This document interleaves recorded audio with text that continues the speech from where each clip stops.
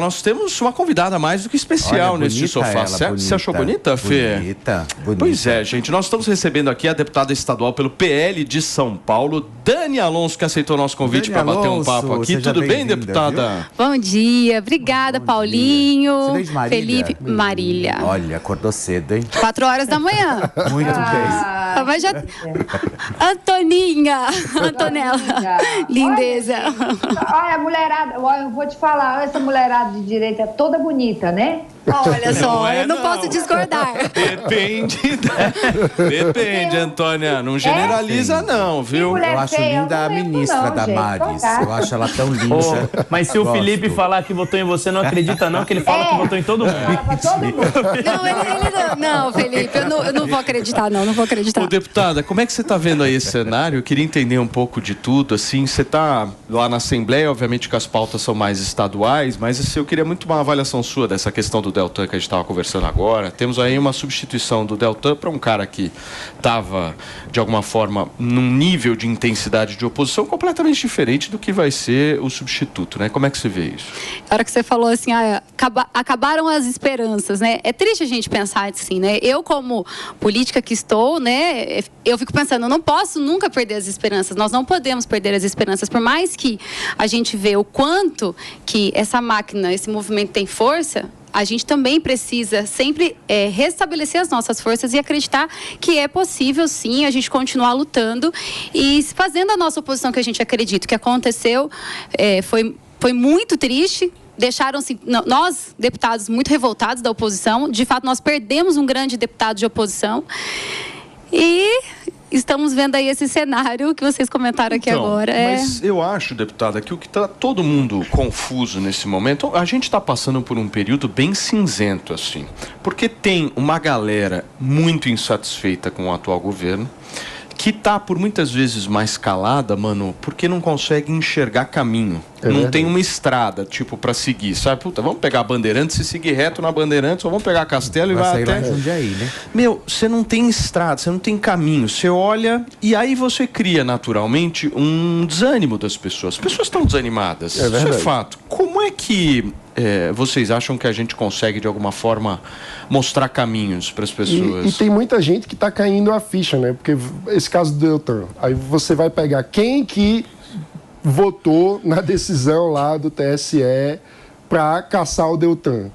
Entre os juízes, numa decisão por unanimidade, 3 indicados pelo ex-presidente Jair Bolsonaro. Então, muita gente tinha uma esperança de que o Bolsonaro representaria uma forma diferente de fazer política, e com notícias como essa, cai a ficha de que muito mais importante do que o discurso é a prática, é o que é que a pessoa... Só receber quem nos acompanha pelo rádio. Turma, são 10 horas e 34 minutos, para você que sintonizou agora na Jovem Pan. A gente está batendo um papo com a deputada estadual Dani Alonso, aqui de São Paulo, sobre todo esse cenário político. O Mano estava cutucando o Bolsonaro. O Mano já deu um jeito de atacar o Bolsonaro. E o que eu estava dizendo é que muito mais importante do que o discurso eleitoral, aquilo que o político usa muitas vezes para iludir o eleitor, são os atos.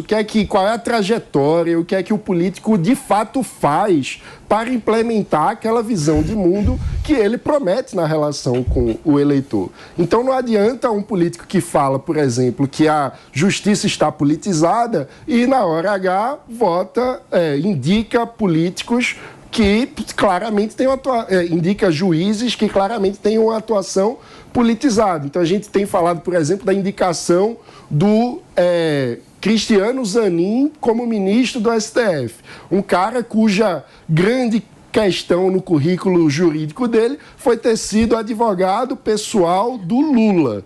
Ou seja, se a gente quer um Supremo com credibilidade, não dá para colocar lá um cara cuja única contribuição jurídica dele foi ser advogado pessoal do presidente da República. Posso falar uma coisa para você? Essa história toda do Zanin, eu tô vendo um monte de gente indignada e tal.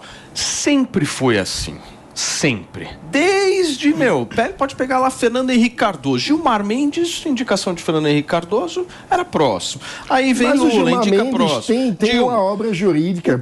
As pessoas podem concordar ou não, mas ele é referência. Mas tem proximidade. Na academia. Tem proximidade. O cara indica aquele que é mais Zanin próximo. Só é advogado. O Zanin não tem mestrado, não tem doutorado. Mano, o Zanin não tem uma tese que seja debatida na academia jurídica. O que eu acho válido a gente debater não é o Zanin. O que é válido a gente debater é quando é que no Brasil um presidente da República vai ser impedido de indicar alguém para o judiciário. Mas essa é a discussão que tem que fazer. Mas o ponto que eu ia chegar é porque o Lula está jogando a regra do jogo, mas não é só o presidente da República. O Senado vai aprovar. E aí é que chega o meu ponto. Tem senadores lá que foram eleitos prometendo que não aprovariam uma indicação como essa, que atuariam para restabelecer segurança jurídica, credibilidade das instituições, para diminuir a imagem de politização do judiciário. Então, o eleitor precisa olhar para o político e pensar como que é a diferença entre a promessa e a prática. Sim. Agora, gente, brasileiro tem memória curta.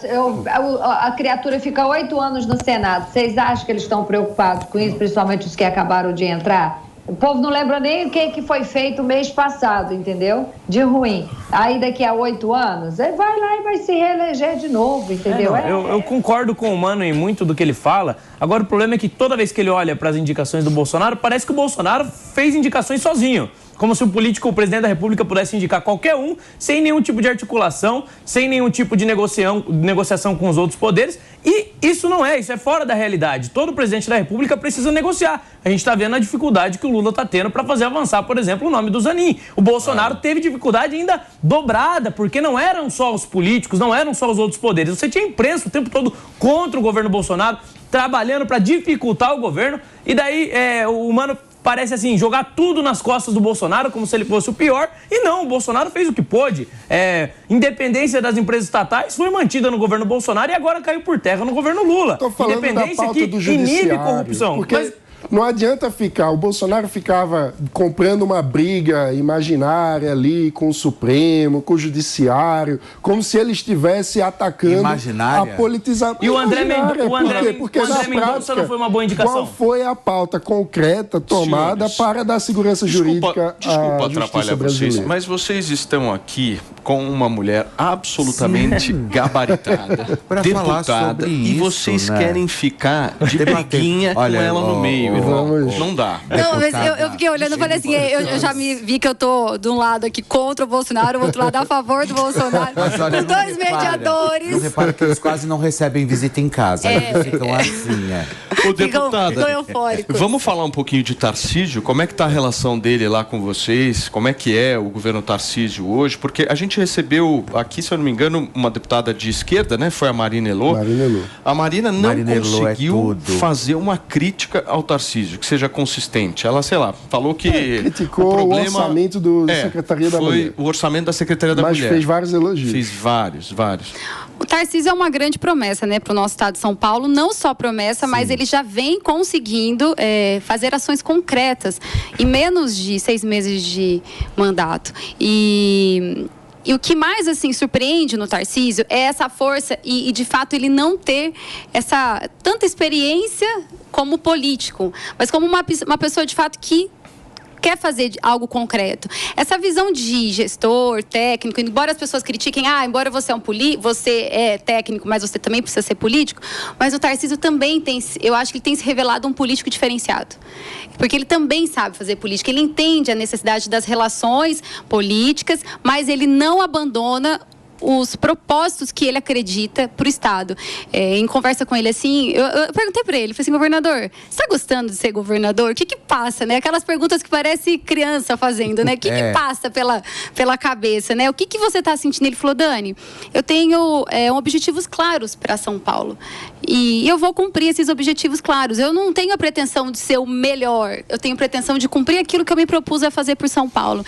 Então, ele é uma pessoa muito humana e ao mesmo tempo com muita objetividade nas coisas que faz. Isso traz segurança. Eu vou te falar, deputada, eu acho que a galera de esquerda odeia mais o Tarcísio do que o Bolsonaro. Por quê? Porque o Bolsonaro é muito fácil de você criticar, aquelas falas dele, o jeitão, tal, não sei o que, espalhafatoso. E a galera da esquerda sempre viu no Bolsonaro como um bom produto para ficar, pra malhar, malhando em cima. O Tarcísio, os caras não conseguem, porque eles não têm o que falar. É impressionante, eu nunca vi uma crítica consistente da esquerda falando o seguinte: esse Tarcísio é isso, é aquilo, acabou com São Paulo, não sei o quê. Os caras não conseguem. Aí eu fico vendo um ódio, mano, dentro da esquerda. Mas... porque os caras não conseguem, Felipe Campos. Mas assim... assim, ó, ao mesmo tempo que eles... É assim, eu queria estar do lado desse cara, mas eu não posso porque eu sou oposição, entendeu? É esse sentimento que a gente sente. Tipo, eles queriam também estar do lado, porque também é impressionante quando você acredita em algo e você não pode defender aquilo que você acredita. Sim, é a esquerda com o Tarcísio. Também a história dele trabalhar, não dá brecha. Eu acho que ele não dá brecha justamente para que ataquem, para que falem. E isso eu acho que o Bolsonaro pecou muito, infelizmente. Porque quanto ele dava muita munição para o inimigo, coisa que o Tarcísio não faz. O Tarcísio não entrega, por exemplo, a munição na arma do inimigo para atirar nele, lógico que não, sabe? Então eu acho que ele está indo muitíssimo bem. Agora, ele está navegando sai muito candidato bem. à presidência da República, como é que você vê lá os bastios? Conta um bafafá político do Palácio dos Bandeirantes pra gente. Mas conta um bom, saber, mas conta bom, aqueles que pautam o Brasil. Conta um bafafá, deputada. Vocês querem colocar literalmente numa saia justa, né? Não, eu vejo que... Ele quer... Você acha que existe... Olha eu. Você acha pensando, que existe... a arte de ser evasiva. Eu vou te falar. Se colocar o Zema lá, eu acho que não vai rolar, hein? Cá entre nós. Olha, eu acho que não tem o apelo. Eu falo assim... O Tarcísio para presidência, não, é um caminho que... É impossível você não projetar. A gente projeta o Tarcísio, com certeza. Mas eu também projeto ele para uma reeleição.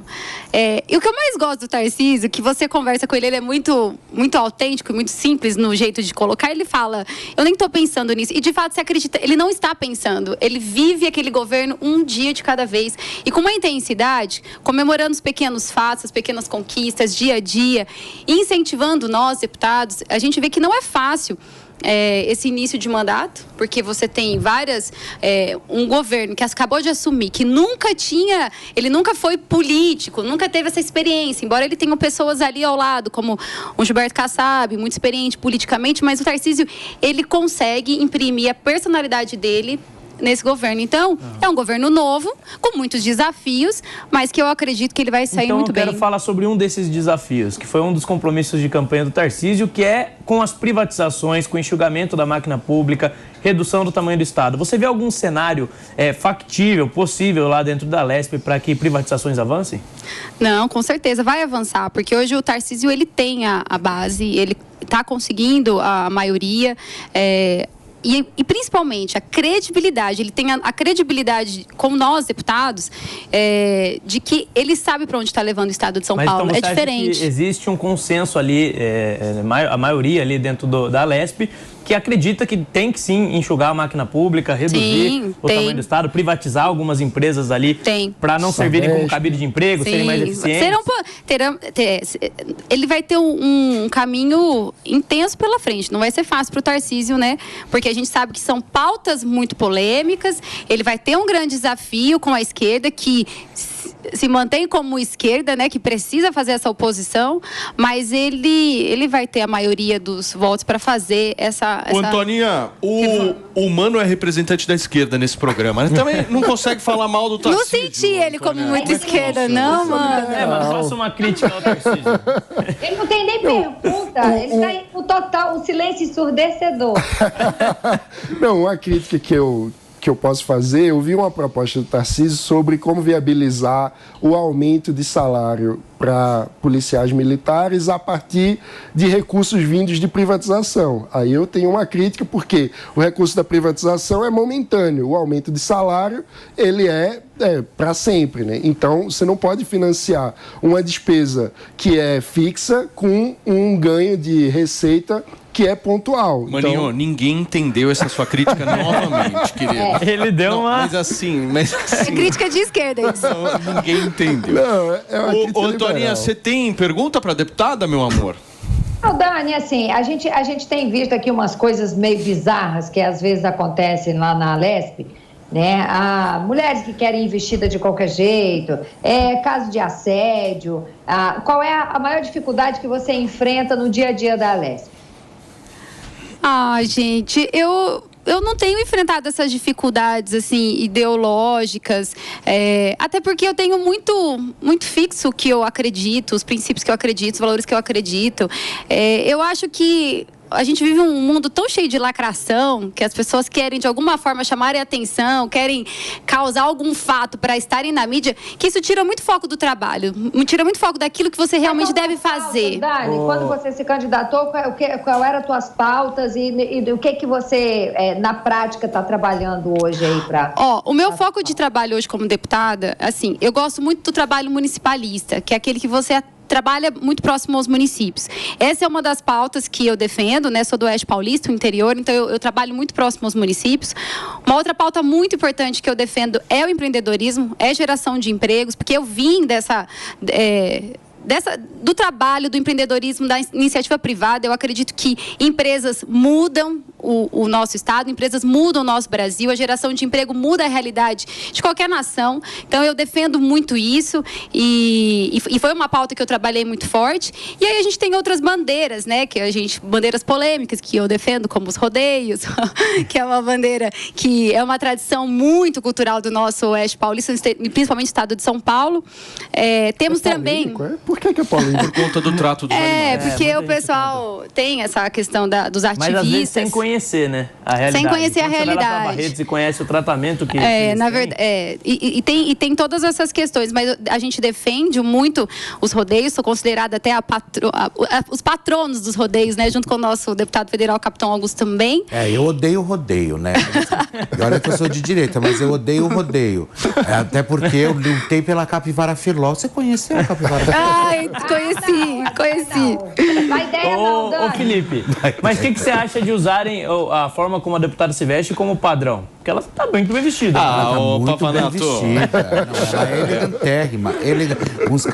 Com escarpão preto, uma calça de couro bonita, elegantérrima. Ô, deputada, deixa eu te agradecer pela sua participação aqui no Morning Show desta segunda-feira. Obrigada, Paulinho. Eu queria pedir as tuas redes sociais para quem quiser te acompanhar lá no Instagram e tal, como é que faz?